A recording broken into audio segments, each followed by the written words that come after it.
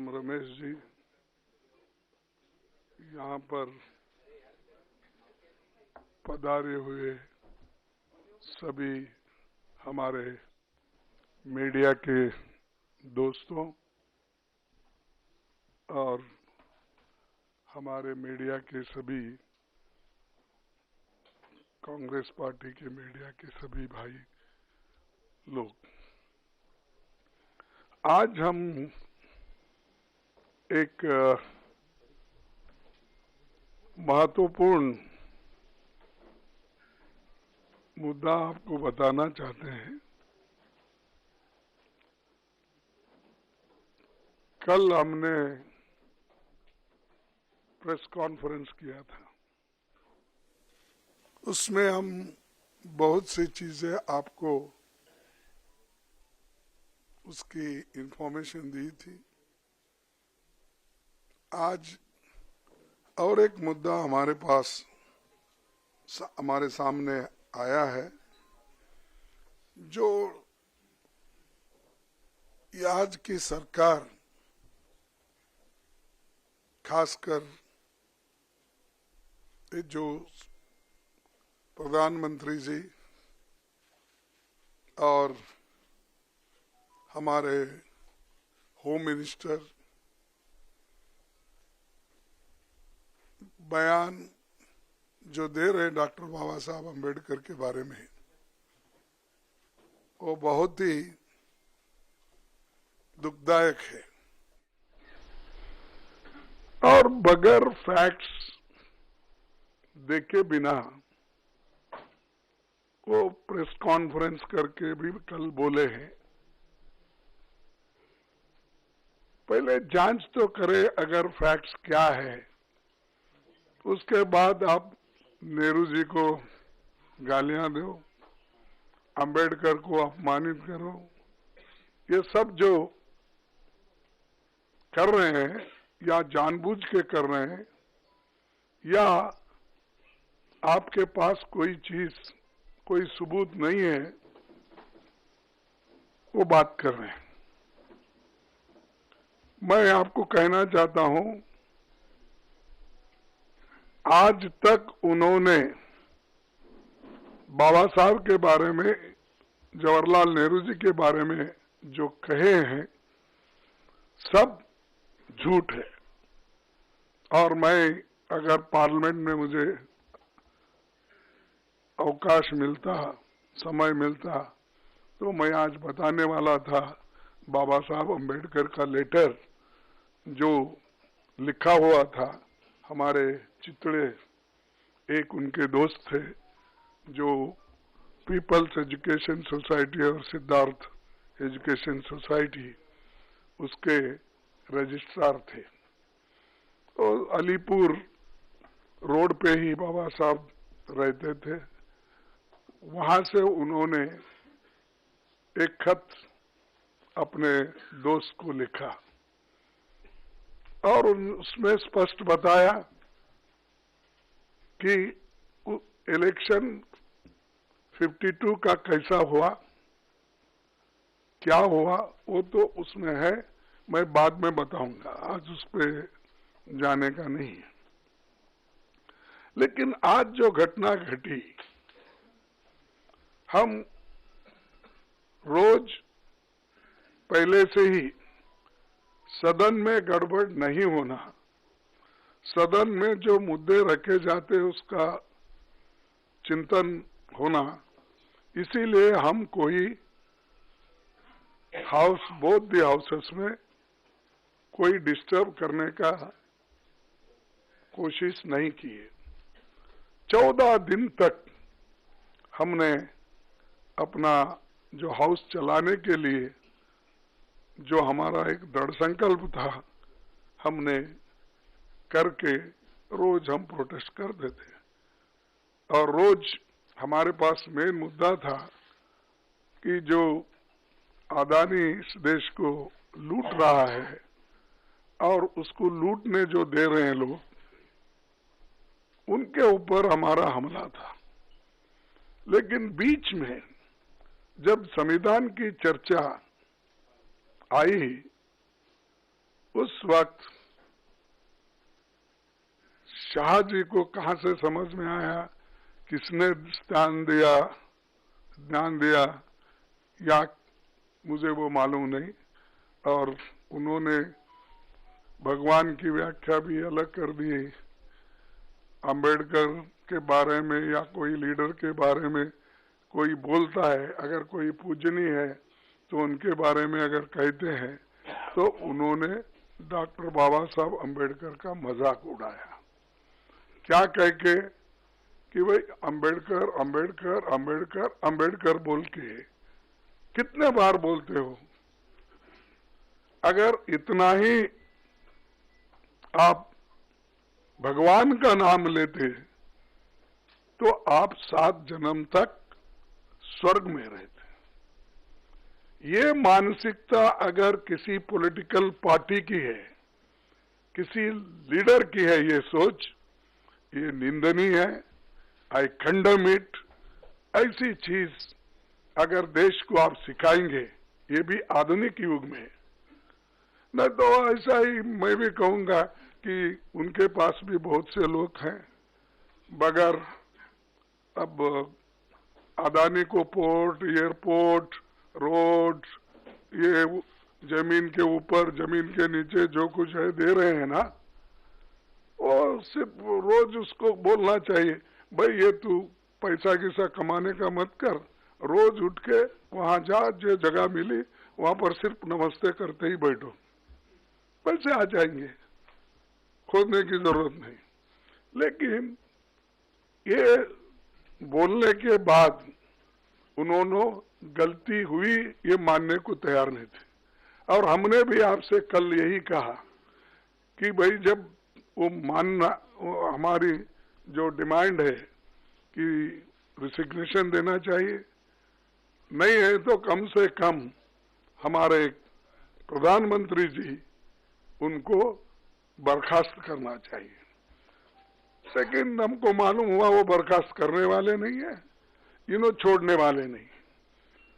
तो इसीलिए हमने ये मुद्दा जनता तक पहुंचाने के लिए सभी हमारे पार्टी के नेता राहुल गांधी जी, प्रियंका जी, पार्टी के सभी एमपीज और राज्यसभा के मेंबर सभी मिलके इस मुद्दे को हमने उठाया। हमने कहा जो शाह ने कहा ये गलत है, वो माफी मांगना चाहिए। और सारे हिंदुस्तान में इसके बारे में प्रोटेस्ट हो रहे हैं, कई लोग, कई बच्चे मर रहे हैं, और ये इनका मंशा है कि इशू को डाइवर्ट करने के लिए वो दूसरे मुद्दे उठा रहे। आज हमारा प्रोटेस्ट था, हम बाबा साहब अंबेडकर के स्टैचू से, उनके मूर्ति से निकले और हम एक शांत तरीके से लाइन में हम आ रहे थे, लेकिन उनको क्या सूझा मुझे मालूम नहीं।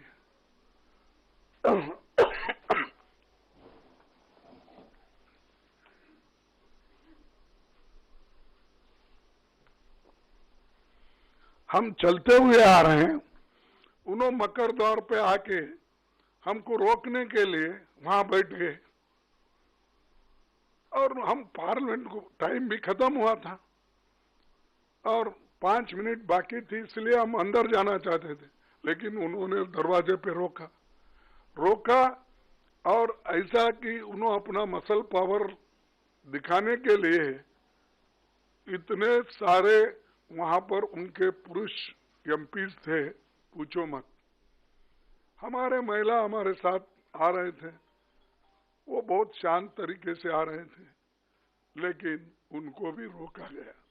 तो इसीलिए ये जबरदस्ती हमारे ऊपर हमला करके, और मैं उसमें पहले ही मैं किसी को धक्का देने की स्थिति में नहीं हूं, लेकिन मेरे को खुद वो लोग धक्का दिए, मैं अपना बैलेंस नहीं संभाल सका, मैं नीचे बैठ गया। तो अब हमारे ऊपर इल्जाम भी लगा रहे कि हमने धक्का दिया, हमने उनको गिराया। अरे भाई, हमारे पास आवाज है, लेकिन वो थोड़ा पीटे धकलने से हम ये नहीं हो सकते। इसीलिए हम कोशिश भी किए फिर उठ के उनको बोलने का। और प्रियंका गांधी जी ने जो लीड लिया इसमें, खास करके आज के मूवमेंट में, तो चलते आए वहां से, और ये लोग बैठे बैठे जगह हमारा मजाक उड़ा रहे, चिढ़ा रहे, और सिर्फ लेडीज मेंबर थे हमारे पास। उनके पास तो लेडीज मेंबर कोई नहीं थे, 2-3 कुछ दूर थे, लेकिन वो पुरुष ही सब कर रहे थे।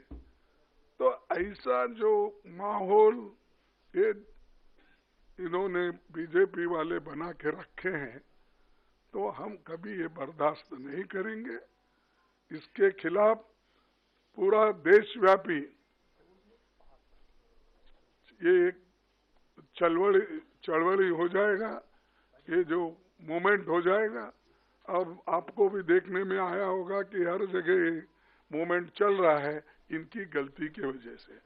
जो शांति के साथ सदन चल रहा था, उसको, उस सदन को भंग, यानी शांति को भंग करने का काम इन्होंने, सरकार ने, बीजेपी की सरकार ने की। इसीलिए हम आज आपसे तो कल बहुत पूछे, वो बोले कि हमारे को पब्लिसिटी दो, हमारी रॉन्ग हो गई है। देखे, आप गए थे ना, तो हम तो ऐसा नहीं बोलेंगे। जो अच्छा है, जो न्यायपूर्ण है, उसको पब्लिसिटी दो। मैं कभी अभी वही बोला, उन्होंने कहा था, नहीं, उन्होंने कहा था, देखो खरगे जी ने तोड़ मरोड़ के ये पेश किया है, इसीलिए वो मेरे छवि को ये होता है, इसीलिए आप भाइयों तोड़ मरोड़ के मत दिखाओ मेरे को। मेरा जो ये है स्पीच बोलिए या स्टेटमेंट, उसको जरा अच्छा दिखाइए सब जगह। 3 बार बोले, आखिरी, बीच में बोले, फिर लास्ट बट 1 में बोले, फिर लास्ट में भी बोले। राज्यसभा टीवी पे था।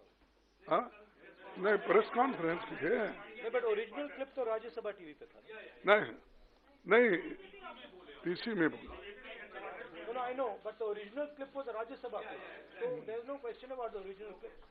तो मैं हम यहाँ पर किया, तो उसके बाद उन्होंने 1 घंटे के बाद उन्होंने किया, तो करने दो। लेकिन सच बात तो उन्होंने बताना चाहिए, हम नहीं। और या तो ज्यादा से ज्यादा तो पब्लिसिटी उनकी ही होती है, उनका पूरा स्पीच कवर होता है। इवन हम पॉइंट ऑफ ऑर्डर उठाए तो उसको उतना महत्व नहीं मिलता। फिर एक बार मैं वो कंट्रोवर्सी में जाना नहीं चाहता। तो इसीलिए हम जो कर रहे हैं, जनता के समस्याओं को लेके लड़ रहे हैं।